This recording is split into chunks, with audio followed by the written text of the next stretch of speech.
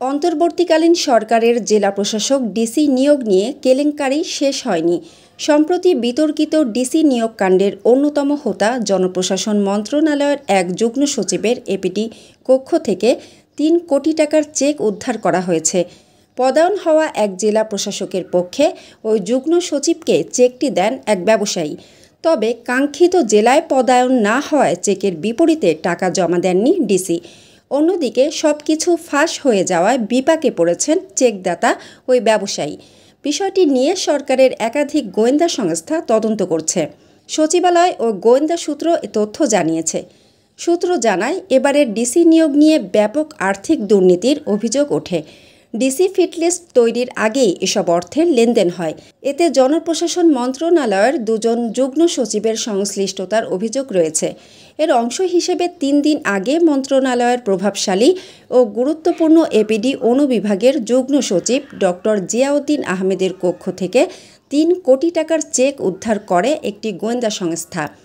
সঙ্গে চেকদাতার এনআইডির ফটোকপি সহ ডিসি নিয়োগ সংশ্লিষ্ট কিছু কাগজপত্র এবং চিরকুটও উদ্ধার করা হয়, যেখানে ডিসি নিয়োগ সম্পর্কিত ইঙ্গিতপূর্ণ কিছু বিষয় রয়েছে। গোয়েন্দা সূত্রগুলো জানায়, ডিসি নিয়োগ নিয়ে বড় ধরনের আর্থিক লেনদেনের নানা আলামত পেয়েছেন তারা। সচিবালয়ে ডক্টর জিয়ার কক্ষ থেকে এ সংক্রান্ত কিছু চিরকুটও উদ্ধার করা হয়। এর মধ্যে একটি চিরকুটে ৫ জন কর্মকর্তার নাম এবং তাদের কাঙ্ক্ষিত জেলাগুলোর নামও লেখা রয়েছে। মূলত বড় ধরনের আর্থিক লেনদেনের অংশ হিসেবেই তাদের নাম চিরকুটে লেখা হয়।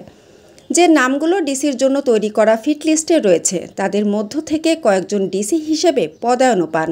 আর পদায়ন পাওয়া উত্তরাঞ্চলের একজন ডিসির কাছ থেকেই ৩ কোটি টাকার চেক নেওয়া হয়, যিনি আবার দুর্নীতি দমন কমিশনে দুদক কর্মরত ছিলেন।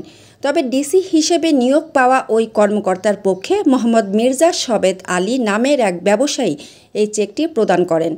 পদ্মা ব্যাংকের লক্ষ্মীবাজার উপশাখা থেকে দেওয়া এই চেকের গ্রাহক কুড়িগ্রাম জেলার স্থায়ী বাসিন্দা।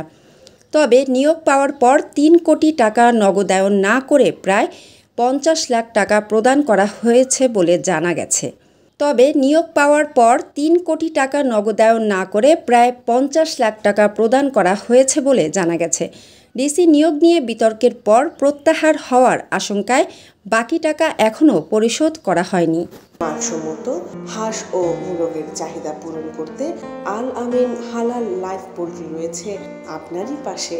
আমরা হাঁস, মোরগ, কবুতর, কোয়েল, টার্কি ও খরগোশ পাইকারি মূল্যে বিক্রয় করি।